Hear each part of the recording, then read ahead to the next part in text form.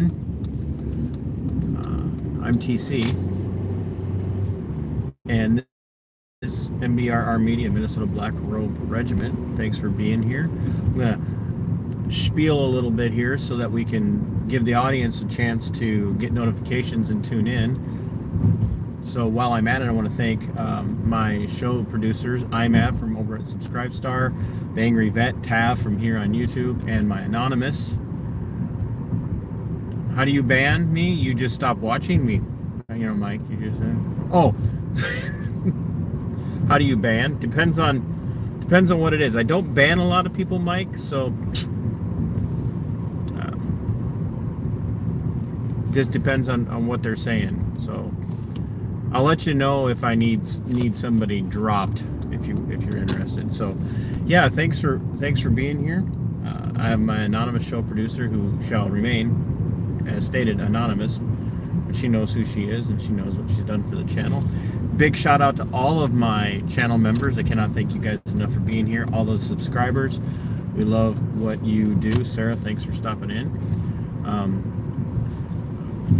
I love the subscribers. I love the... Do I need Sarah dropped? I think I know who Mike Cucumber is.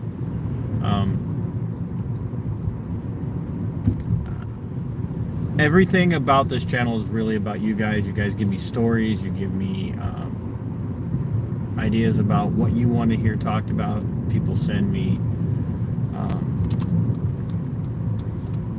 just a massive amount of intel on stuff, and a lot of you even function as researchers of sorts. So I cannot thank you guys enough for what you do. If you haven't subscribed to the channel yet, please do. If you haven't considered a channel membership yet, please do. We've got Hannah watching. She knows who she is.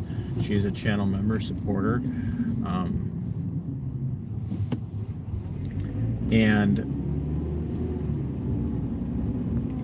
I don't know how to describe to you guys how shocking it is to be able to share good news on this channel. Because normally what I'm covering, what I'm talking about has to do with some form of telling a story about abuse by the system against we the people, and it sucks. It's terrible. I get wore out with it. I get tired. It drags you down, and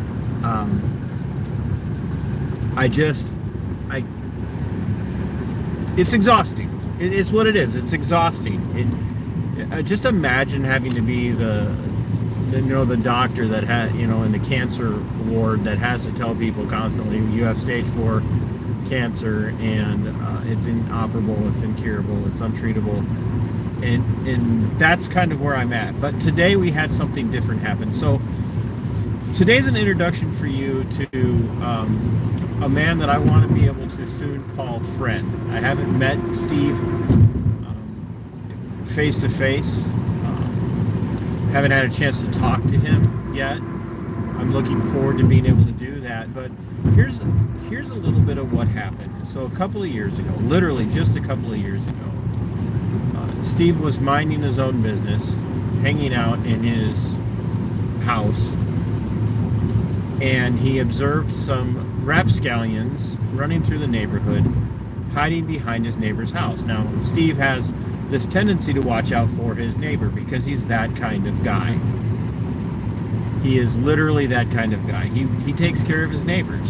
He watches out for them. And the guy that lives... Now, I'm not lying. Steve's an older gentleman. He's a blue-collar guy. He's a hard-working guy, and he's lived that blue-collar life. And his old family will tell you he's rough around the edges. It's just, that's who he is. But that's part of his appeal to his neighbors. It's just who he is as an individual. And he watches out for his community. He watches out for people to make sure that they're okay. And on this day, that's what he was doing. He was watching out for his neighbor.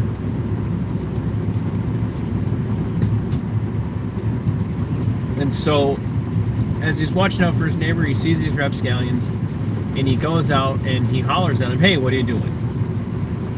You don't belong here, get off the property." Well, these rapscallions just happen to be ne'er-do-wells. They're not simply rapscallions, they are thugs who had just, in the case of the one that we're thinking of in particular, they had just shattered glass at a bus stop at the old Kmart in Rochester, Minnesota. Somebody saw them do it, chased them, followed them as best as he could, and they ran and hid. And that's when Steve observed them. Well, this individual in question approached Steve with a knife and made some threats about what he was going to do to Steve. And Steve, who was a law-abiding citizen, who, and you're going to hear more about him because we're going to be bringing his family on to talk about his story in the near future. I've been working on this for going on a year now. Steve, perceiving his age and not knowing the age of this hoodlum, saw the knife, as any reasonable person would, as a threat, and believed that the young man was going to do harm to him, and drew his permitted, we're not going to get into a conversation about the Second Amendment right now, folks, drew the weapon that he had a permit to carry for self-defense and defense of others, and he fired one round, striking the hoodlum and wounding him in the leg. So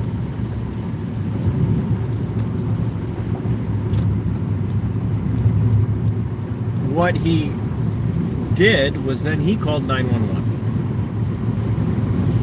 Reported the incident, which is what you're supposed to do, and also made inquiries about the young man and his safety. Steve was ultimately arrested. His family, his wife and his grandson, who they were babysitting one of their grandsons that day, were detained. There's no other way to describe what had been done to his wife and his grandson. They were detained. They were kicked out of their house, locked out in the freezing cold. The house was occupied by multiple Rochester, Minnesota Police Department officers, relying on exigent circumstances in their mind, I'm sure. They occupied the house, forcing this grandmother and her young grandchild to sit in the cold. And Steve was then, after being detained, was arrested and hauled off to be interrogated and then eventually charged with the shooting of the young man who ended up turning out to be an older but still teen individual. Now, keep in mind, this individual pulled a knife. Stephen made no threats, but the individual pulled a knife and advanced on Steve, putting him in a position where he felt he had no choice but to defend himself. And now he sits in prison. He sits in prison, folks. And there's multiple reasons why. I don't know what happened. As long as you're willing to jump through all of their little legal hoops to be able to defend yourself, you can defend yourself in the state of Minnesota. But Minnesota is very much anti-self-defense. Even worse, Olmsted County Attorney Mark Ostrom is very much anti-self-defense. He hates self-defense. He doesn't like the idea of people being able to defend themselves from violence, from whatever kind of violence. He hates it. He despises it. So between what I would tell you were many botched, from what I know of the story, many Whether you want to say intentionally or due to corruption or malfeasance, many botched aspects of how things were handled by the Rochester, Minnesota Police Department. A malicious prosecution, persecutorial prosecution of Steve. This case ends up going to court, where Steve is found guilty.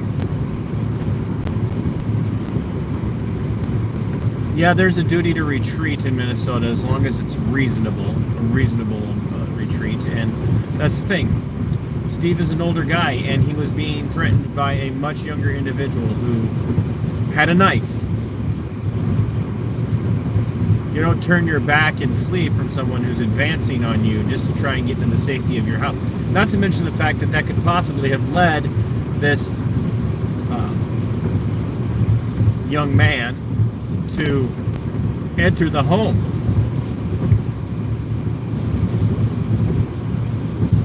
This thug, this hoodlum. So Steve was sent to trial, and he sat in the courtroom of Judge Haney.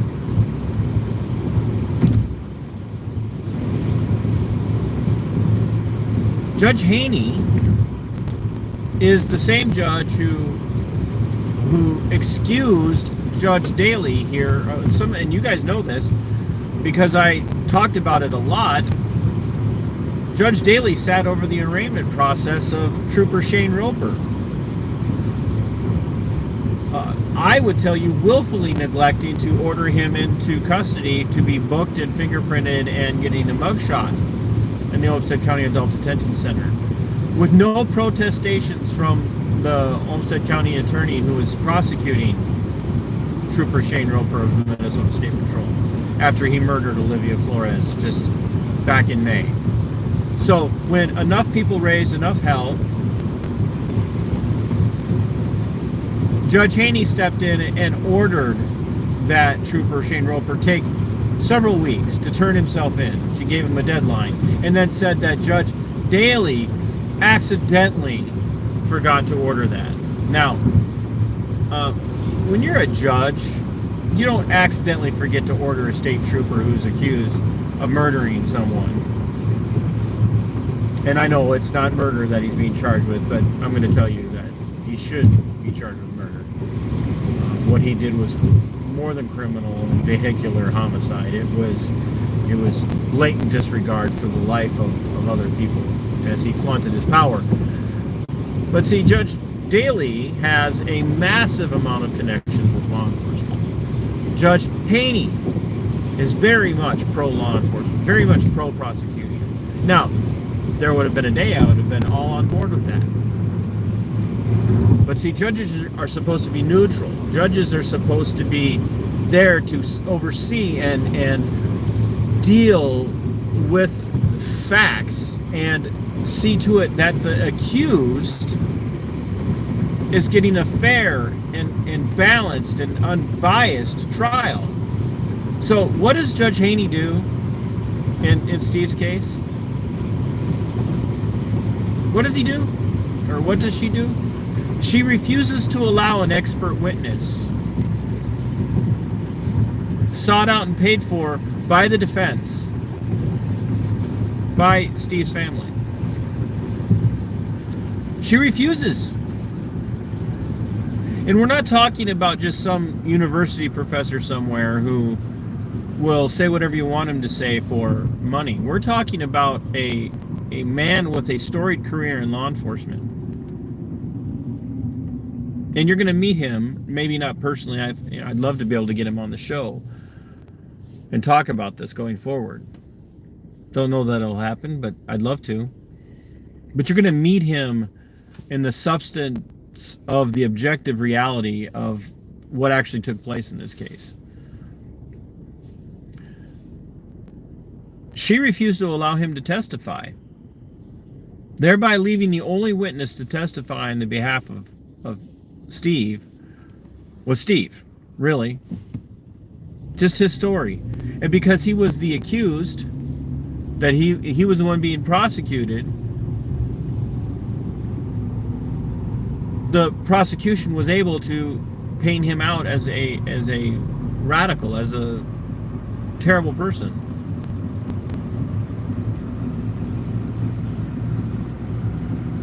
Well, today, after I want to say it was a couple of months of deliberation, the Minnesota Court of Appeals, several judges on the panel, I want to say three or five, I can't remember,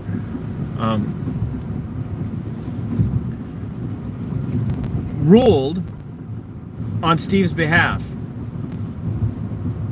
and set aside the verdict and ordered a new trial. Thank you for that, Hannah. Ordered a new trial, sent it back down to the lower courts, to the trial courts, and ordered a new trial, and reprimanded, not in an official capacity, but basically stating that Judge Haney overstepped her authority and her bounds in disallowing an actual expert witness from testifying. And folks, I'm going to tell you that what I know of this case, the reason why Judge Haney ruled against this actual professional expert witness is because this expert witness would have tore apart not only the prosecution, the Olmsted County Attorney's Office, and their bad practice. He would have torn apart the Rochester, Minnesota Police Department and their actions, and how they handled this case, how they investigated it, how they broke it down, and how they arrived at the conclusions that they arrived at.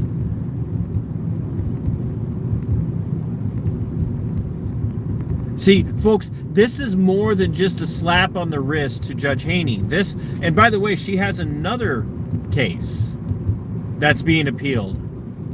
And if I understand the dynamics of that case, it's pretty much the same things. See, this appellate court ruled against Haney, and not just in how she sentenced him, and we'll get to that as well in future stories. Judge Haney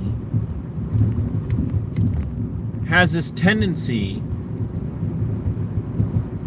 to, I want to be careful here, display her bias. And if she had ruled in favor of allowing this expert witness, it would have tore apart a law enforcement agency that does its level best to appear to be high and above all others in its fairness and its approach and its political correctness and everything else that you would want in a city. And folks, you guys know I'm not a hardcore Republican. I'm definitely not a Democrat. But Rochester has this storied and polished image of being this crime-free city that does everything that's just, perfect to keep crime down and to have this image of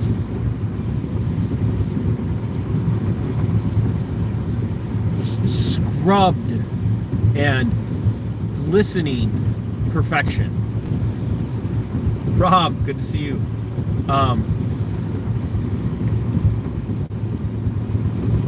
This judge struck down the ability of a defendant to defend themselves in this situation, to protect a corrupt investigation, failed investigative work, and now has not only the appellate court given her a slap on the wrist, they've opened more than that. They've overturned her ruling, which has vacated the guilty sentence, and now means that Steve has an opportunity to come home and be with his wife, who for the first time in their incredibly long marriage I know when you look at the picture on the thumbnail, you wouldn't believe that they've been married as long as they have been, because Mrs. Steve does not look like she's been, married to someone for as long as they've been married. Decades they've been together. I mean, they got a daughter that's not that much younger than me. They've got grandkids. This woman's been without the man that's been by her side without fail. Steve can come home. We don't know, could come home. We don't know if they're going to be able to get a bond on him. 49 years married. There you go. But the courts, the appellate courts, overruled, vacated the guilty sentence, remanded the case back to the lower courts. And there's an opportunity that if things play out the way they should, Steve should be remanded, or not remanded, but should be able to come home and then fight this case legitimately without his hands tied behind his back. Because you see, he did nothing wrong.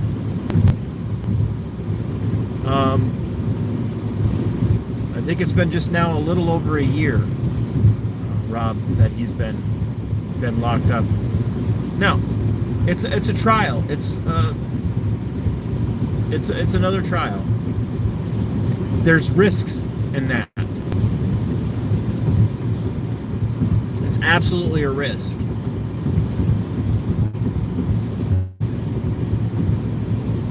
But you see, they have to try and shut this down, right? They have to try and shut this down. That's what Haney was doing. She was trying to shut it down. Why?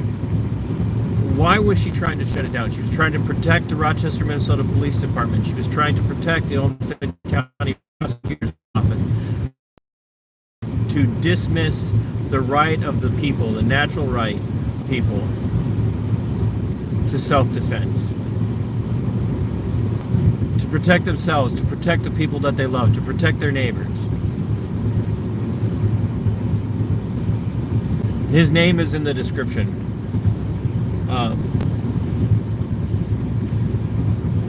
Along with a mailing address. If anybody's interested in helping the family, they haven't started a fundraising platform for this yet, but they are going to need help for a new defense. And when they get a fundraising platform put together, we will put that out. But the bias of the judge, if that had been the only thing that had come into play, it would have been a sentencing issue. But it's not a sentencing issue. The judge's bias was proven in sentencing when she said, and I'm paraphrasing, had he taken the guilty plea, I would have let him go on probation. Let that sink in. If he would have pled guilty to the charge, she would have let him go on probation. But because he didn't want to plead guilty to something he did not believe he had done wrong, that he had done, she was going to make an example of him.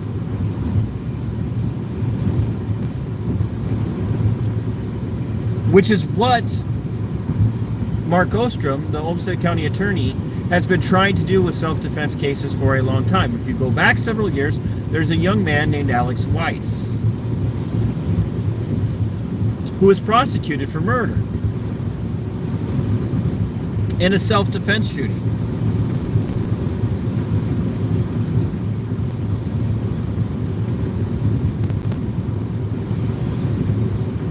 It was clearly self-defense. But Mark Ostrom wasn't going to have self-defense in his jurisdiction. See, Mark Ostrom hates self-defense. Mark Ostrom hates the idea of you being able to use a firearm or anything else to protect yourself from violent criminals with a history.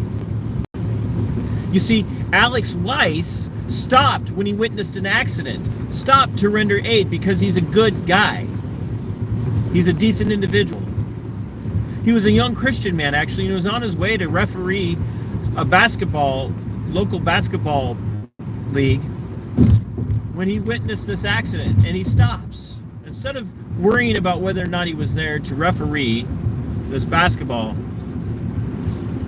tournament, he stops to render aid. And the individual who caused the accident gets out and accuses Alex of causing the accident. Begins to push Alex and spit on Alex. Now, Alex made a mistake, but who doesn't when they're confronted with someone who's clearly high and violent? Who doesn't make mistakes? You're gonna make mistakes. You have to be trained, like muscle memory trained, thought process trained, day in and day out, to how to deal with violent people, how to deal with dangerous people. And we see that in the law enforcement world. They make mistakes all the time. Some of them aren't even mistakes. Some of the times they just take advantage of the power that they're handed to them, and they just execute you on the side of the road or in your own house. Judge, jury, and executioner, because you might be violent. So Alex witnesses this accident. The driver of the car gets out and begins to assault Alex, pushing him around, threatening him, hitting him, spitting on him, and Alex goes, and in a moment of time that he regrets, because I've talked to him numerous times. I talked to him the day he was arrested. I saw the fear and the sadness on his face when he took the life of this young man.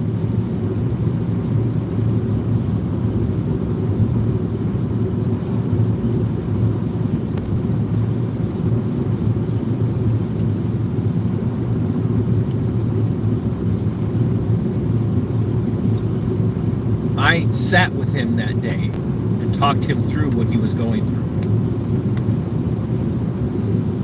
Mark Ostrom decided he was going to make an example of him. Not once, but twice. Hung jury. Now Alex Weiss is walking free today because a jury believed that he shot in self-defense. And he was able to get the right jury. He was able to present witnesses that what he did was in self-defense. And the jury came back hung.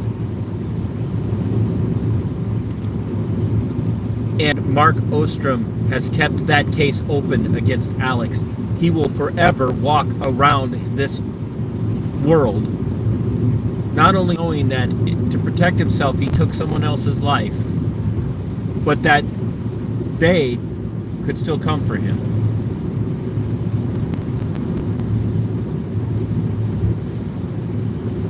That is the prosecution in Olmsted County, Minnesota. That is who prosecuted Steve. That is who came after Steve. See, when Judge Haney got overturned today, when the conviction was overturned because Judge Haney screwed up, and I don't think it was just an accident. I don't think it was just a mistake. I don't think it was an error in judgment. She knew what she was doing. She was protecting the Rochester, Minnesota Police Department. She was protecting the prosecution. She was advancing an agenda that says that you are not as valuable to society as a young thug criminal who has a history, who has a record. No, he's an angel. He's a saint. He's a minor. So because he's a minor, we're going to protect him. Your life, old man, your life, you old man, doesn't matter. What matters is that this young man, who was out of the hospital in 2 very short days,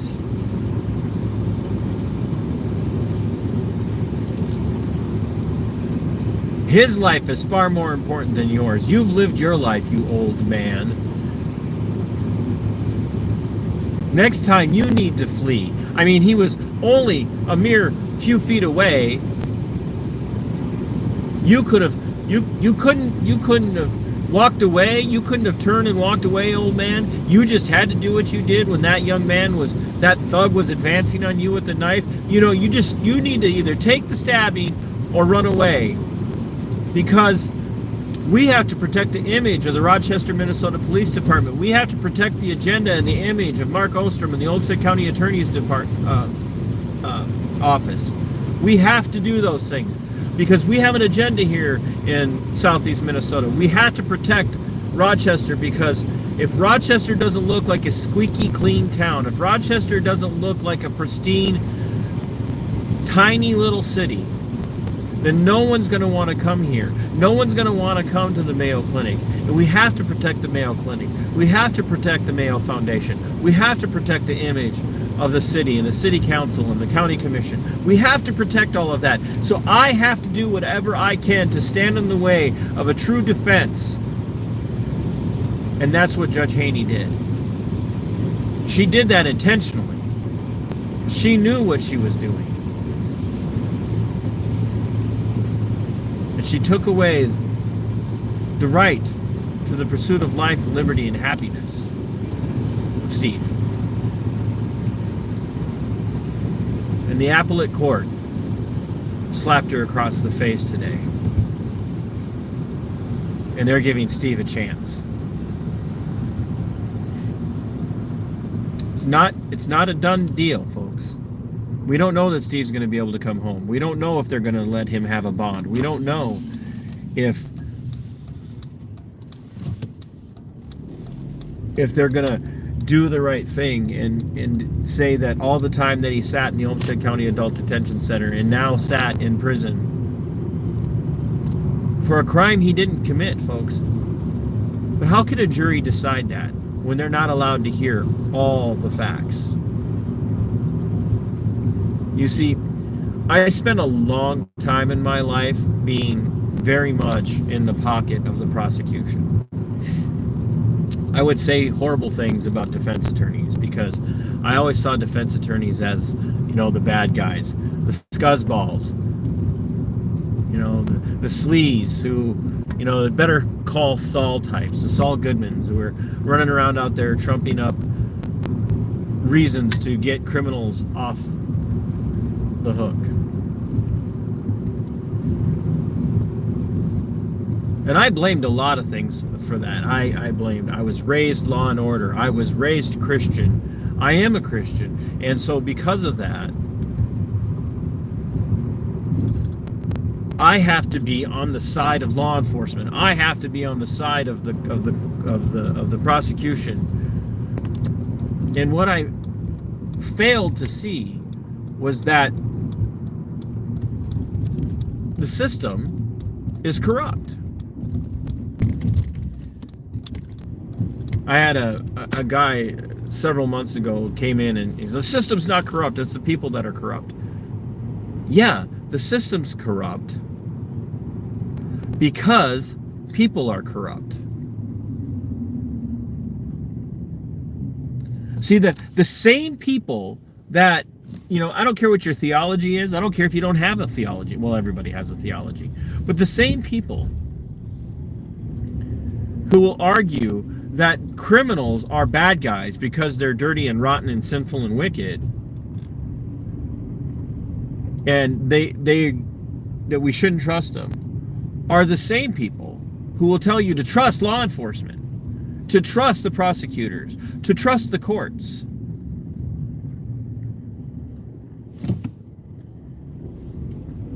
But the same people who make up the criminal population are the same people who fill the ranks of law enforcement. They're the same people that fill the ranks of prosecutors' offices. They're the same people that fill the ranks of the courts, that fill the halls of justice. Why?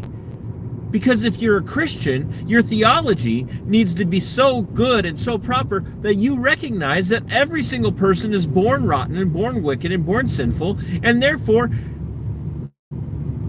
we're all fallen.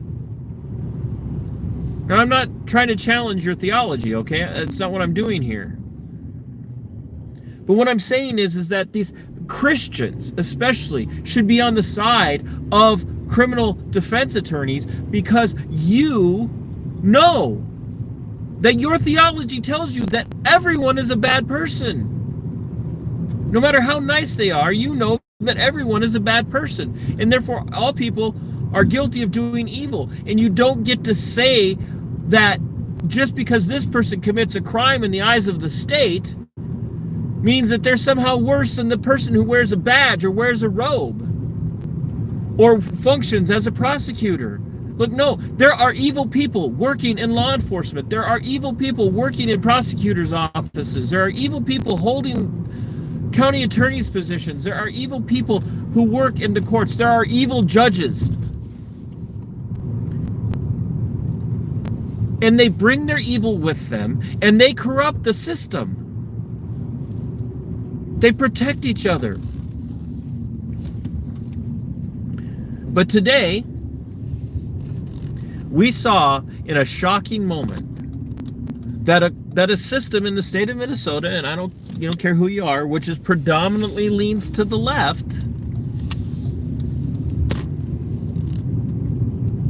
but also hates guns,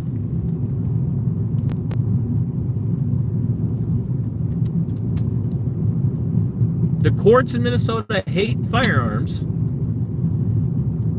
and you have to make a very, very strong, insurmountable case to get them to ever lean in your favor when it comes to anything involving firearms in this state. The appellate court beat down one of their own today, chastised her.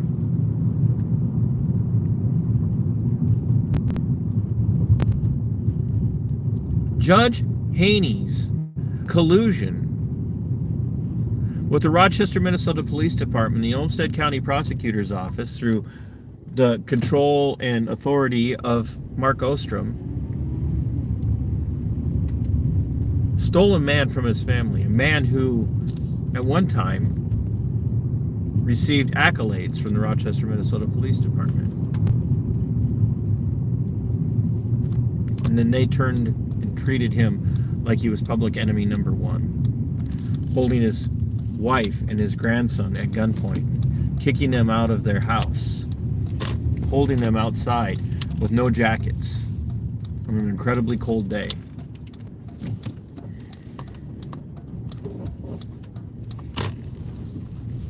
And a prosecutor that was hell-bent on getting the outcome that he wanted because he has an agenda that involves ending the right to self-defense in Olmsted County and ultimately in the state of Minnesota. We're talking about the same guy who prosecuted Chase Johnston for exposing a sexual predator trying to meet with a 16-year-old boy in exchange for sex, or for sex in exchange for weed. We're talking about a prosecutor who said he would never prosecute a case brought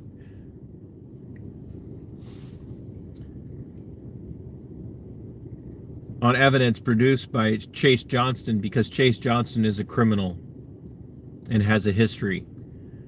And it doesn't matter what he does or how good it is he's never going to prosecute a sex offender exposed by Chase Johnston because he's nothing more than a vigilante. And so he retaliates. Instead of prosecuting Deputy Matt Adamson, instead of investigating him when Chase turned him in, the Rochester, Minnesota Police Department ignored him, ignored Chase, warned Sheriff Kevin Torgerson, who did nothing about Deputy Matt Adamson and the accusations and the proof that Chase provided, and Mark Ostrom did nothing. But then smeared Chase Johnston when the story broke that Deputy Matt Adamson was caught a second time, but this time accidentally in a sting. See, this is what we're dealing with in Rochester, Minnesota, in Olmsted County. Judges that err always on the side of the prosecution, that err always on the side of law enforcement. Judges that cover for each other when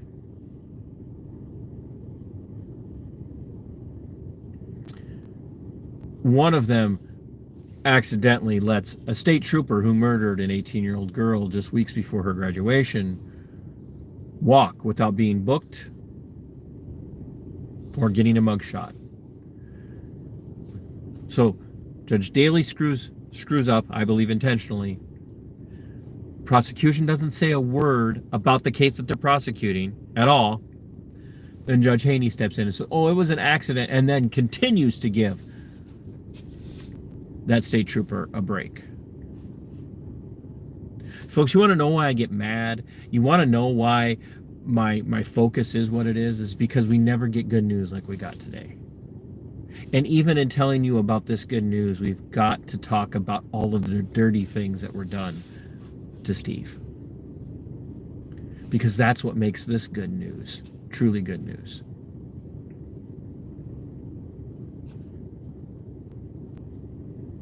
Steve had a right to go home to his wife and his grandson in that moment. And he didn't know that he was going to. Because a thug with a knife, with a record,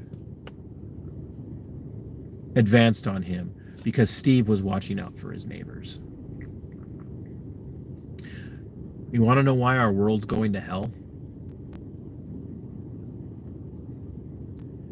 Do you want to know why everything is unraveling around us?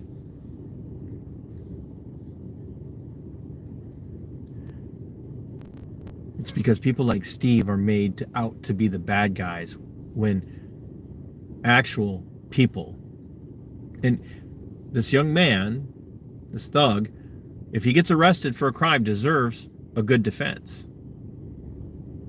But he was going to victimize Steve because he's been allowed to victimize Steve over and over and over again. Just like Mark Ostrom has allowed sexual predators to continue to victimize over and over and over and over again. Just like the courts have allowed sexual predators to continue to victimize others over and over and over again.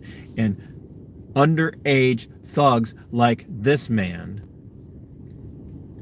he's old enough to pull a knife on somebody. He's a man, old enough, right? Old enough to pull a knife on someone. You're old enough to fight the fight.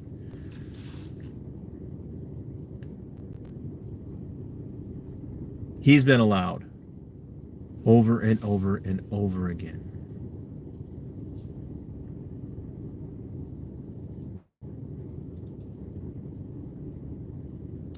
You don't pull a knife on somebody who's trying to help his neighbors. Steve didn't do anything wrong. Now go check out the description, get Steve's full name, and if you can write to the P.O. Box for Steve to help with his defense, and when his family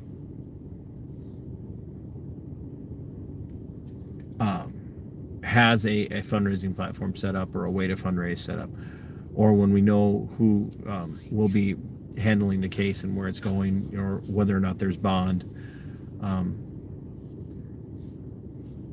we'll put that out.